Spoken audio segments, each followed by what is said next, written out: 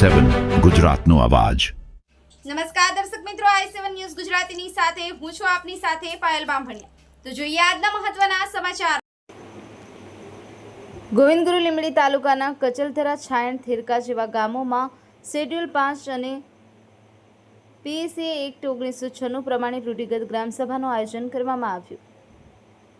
મળતી માહિતી મુજબ ગોવિંદગુરુ લીંબડી તાલુકાના છાયણ અને કચલથરા ગામોમાં કરવામાં આવેલ જીઆઈડીસી રદ કરવા અંગે તથા વિકાસના નામે આદિવાસી ખેડૂતોની જમીનો સંપાદિત કરવાની કાર્યવાહી સામે આગામી લડત માટે આજરોજ 1/8/2026ના રોજ રૂઢિગત ગ્રામસભાનું આયોજન કરવામાં આવ્યું।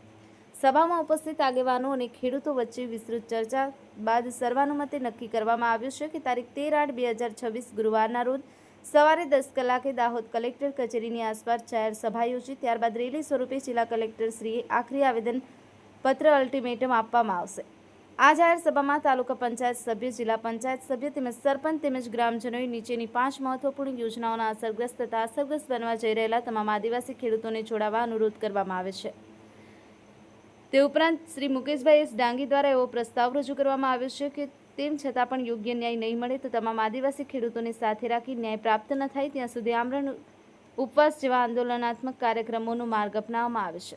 આથી 5 યોજનાઓના તમામ અસરગ્રસ્ત ખેડૂતોને ખાસ અપીલ કરવામાં આવી છે કે તેઓ પોતાના પરિવારજનો સાથે મોટી સંખ્યામાં તારીખ 13/8/2026 ગુરુવારના રોજ સવારે 10 કલાકે દાહોદ કલેક્ટર કચેરીની આસપાસ યોજાનારી જાહેર સભામાં અવશ્ય ઉપસ્થિત રહી પોતાના જમીન અધિકાર, મૂળભૂત સુવિધાઓ અને આદિવાસી હિતોના રક્ષણ માટે એકતા દર્શાવવામાં આવશે।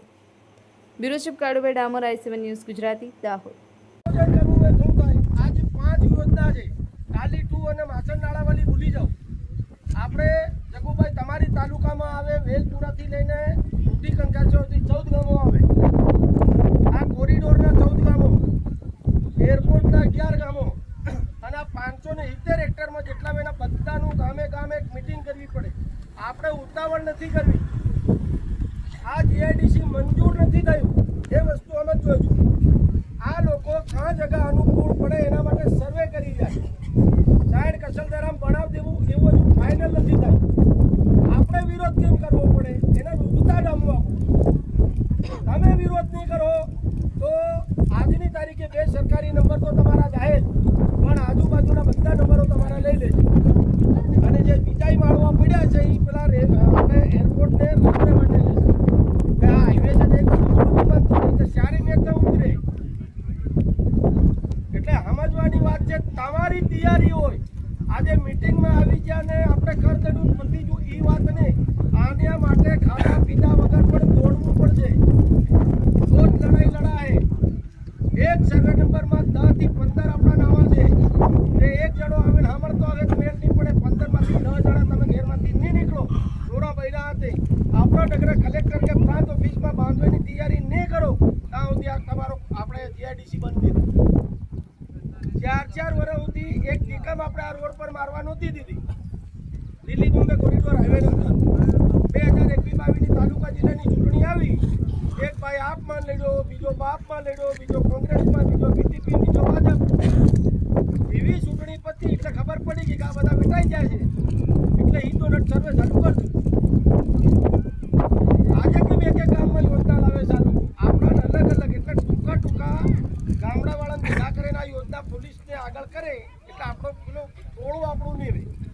એકલ દોકલ આપણે વે એટલે આ લોકો આ યોજના પસાર કરી રહ્યા છે। આપણે આપણું જિંદગી કાઢી, હું તો 50 પર પૂગ્યો, આવનારી આપણી પેઢીનું હું થાય એ વિચારવાનું છે।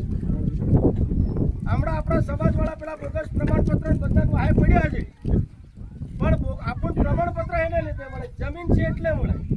પોતા ડબલ એની એન્ટ્રી લીધા વગર જો તમે દાખલો હાલે કોઈ તો પહેલી વસ્તુ જમીન બચાવવાની, એનું નથી દેખતા।